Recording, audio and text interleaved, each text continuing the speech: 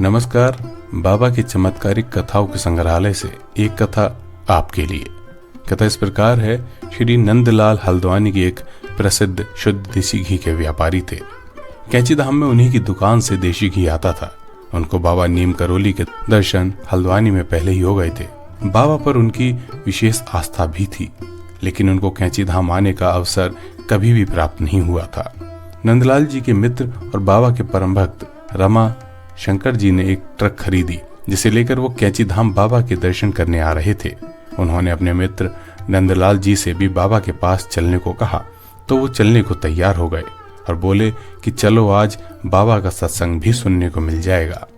उन्होंने कैंची धाम का खाता देखा तो कैंची धाम से 1300 रुपए उनको लेने थे। वो लोग रात 11 बजे कैंची धाम पहुंचे। वहां बाबा धर्मशाला की छत पर अपने कुछ भक्तों के साथ बैठे ज्ञान की बातें कर रहे थे। इन्हें देखकर बाबा ने अपने सभी भक्तों को प्रसाद पाने को भेज दिया और अकेले नंदलाल जी ही उनके साथ रहे। उसके बाद बाबा ने अपने कंबल में हाथ डाल नोटों की गड्डी निकाल उनको दे दी और गिनने को कहा। उसके बाद उनको भी प्रसाद पाने को भेज दिया।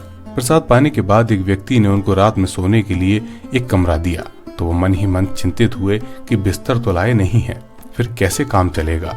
उसके बाद जब उन्होंने कमरे में आकर देखा तो 2 नए बिस्तर बिछे हुए थे, एक उनके लिए एक उनके मित्र के लिए, जिसे देख उन्हें बेहद प्रसन्नता हुई। कुछ देर बाद बाबा ने उन्हें अपनी कुटिया में बुलाकर 100 के 2 नोट और दिए और घी का सारा हिसाब किताब चुकता कर दिया। उसके बाद बाबा बोले, सत्संग कैसा चल रहा है? तो नंदलाल जी बोले, कुछ खास नहीं। इस पर बाबा बोले, अपने गुरु के स्थान पर क्यों नहीं जाते? नंदलाल के उत्तर देने से पहले ही बाबा ने उनके गुरु के आकार, रंग इत्यादि का बखान कर दिया। ये सुन नंदलाल जी के होश उड़ गए, क्योंकि उनके गुरु के बारे में उनके और उनके परिवार के अलावा किसी को नहीं पता था। अंत में बाबा बोले, वो उच्च कोटि का संत था। यहाँ का सत्संग तो केवल आओ खाओ जाओ है। आज के लिए इतना ही। फिर आएंगे बाबा के एक नए चमत्कारिक वीडियो के साथ।